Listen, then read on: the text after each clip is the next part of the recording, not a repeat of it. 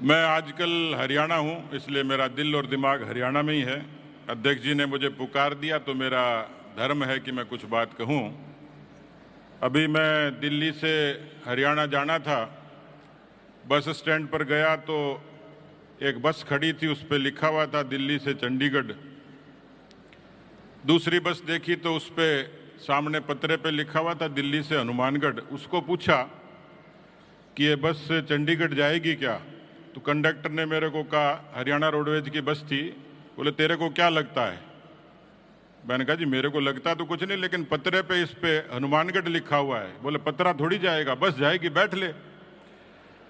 तो मैं तो आजकल हरियाणा हूँ, हरियाणा से ही आया हूँ, लेकिन थोड़ी नोकिया की बैटरी चार्ज करो आप।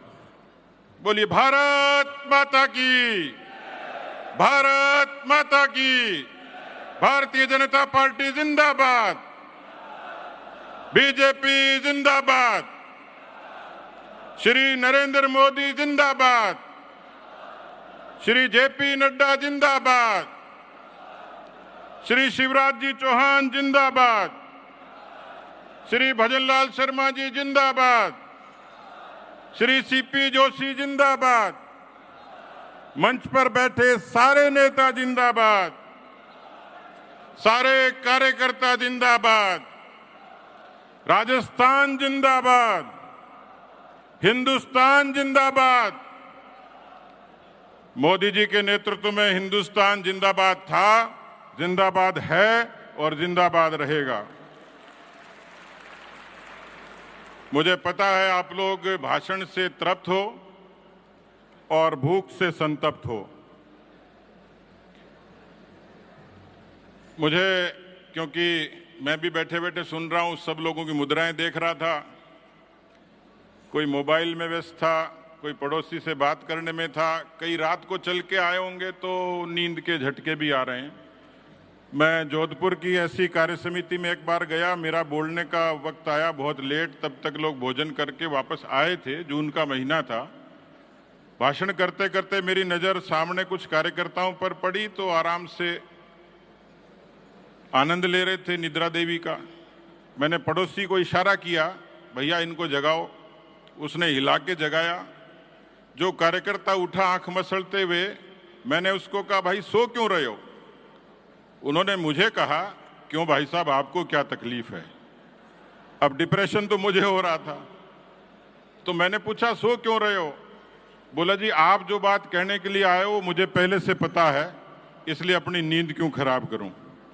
तो बात तो जो मैं कहूंगा वो सब आपको ही पता है, लेकिन मैं चाहूंगा कि एक बार माननीय शिवराज सिंह जी के लिए जोरदार आप तालियां बजा दीजिए। हमारे आदरजोग मेहमान हैं, मां नर्मदा के उपासक हैं, आदरणीय अध्यक्ष सीपी जोशी जी की सरपरस्ती है। और भजनलाल जी ने जब कहा तो मैंने अपने भाषण को छोटा करने का सोच लिया, क्योंकि इन्होंने ये कहा था कि कार्यकर्ताओं के साथ अन्याय बर्दाश्त नहीं किया जाएगा।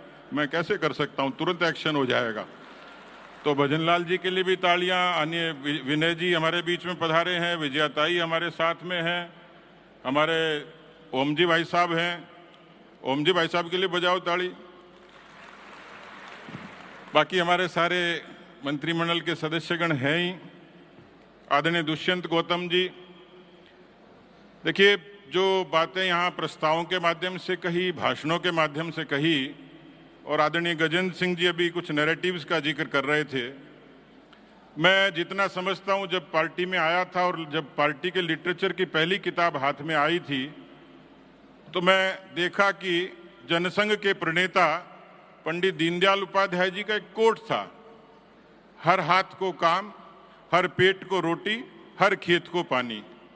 मुझे लगता है कि जब जनसंघ का कोई वजूद नहीं था तब भी जनसंघ किसान की सोचता था, खेत की सोचता था और खलिहान की सोचता था। मैं उसमें साम्यता देखता हूं। कालांतर में जब सरकार आई गठबंधन की तो अटल बिहारी वाजपेयी जी को कौन भूल सकता है? देश के करोड़ों करोड़ों किसानों को आजादी के बाद यदि कोई सबसे बड़ा फैसला था, क्योंकि किसान देखता था टुकुर टुकुर शहर के आदमी के बटवे के क्रेडिट कार्ड को, लेकिन वाजपेयी जी को मैं श्रद्धा से याद करूंगा। हिंदुस्तान के किसानों के लिए कोई क्रांतिकारी कोई बदलाव था वो था किसान क्रेडिट कार्ड, जिसको हिंदुस्तान के करोड़ों किसान आज भी लाभान्वित होते हैं। गांव से शहरों को जोड़ना कल्पना नहीं होती थी। 6 लाख किलोमीटर प्रधानमंत्री ग्राम सड़क योजना से गांव से शहरों की दूरी कम करी। फसलों की बीमा, मकान का बीमा, मोटर का बीमा, दुकान का बीमा, बकरी का बीमा, लेकिन किसान की जीती जागती फसल का कोई धनी धोरी नहीं था। और युग प्रवर्तक कोई बने तो अटल बिहारी वाजपेयी बने। किसानों की फसलों की बीमा योजना लागू करके आज अनेक जिलों के लोग बैठे, मैं जानता हूं 500 हजार करोड़ का फसलों का क्लेम वहां का किसान लेता है। और इसलिए राजस्थान की धरती पर भी जब बदलाव की शुरुआत हुई तो मैं श्रद्धेय भैरव सिंह शेखावत जी को याद करूंगा, जिन्होंने अंत्योदय के माध्यम से गांव की मंडेर पर बैठे हुए, खेत पर बैठे हुए किसान को उसका पेट भरने का, परिश्रम करने का, उसको मजदूरी देने का निर्णय किया। आदरणीय वसुंधरा जी के राज में भी फसलों की बीमा योजना से लेकर कर्जा माफी तक के क्रांतिकारी बदलाव आए। मैं भजनलाल जी को भी धन्यवाद दूंगा कि जिनकी सरकार ने आते ही पूर्वी राजस्थान की प्यास बुझाने के लिए ईआरसीपी के लिए कठोर कदम उठाकर उसको क्रियान्वित की तरफ ले जाने का काम किया। शेखावाटी की धरती की प्यास यमुना जल बुझाएगा।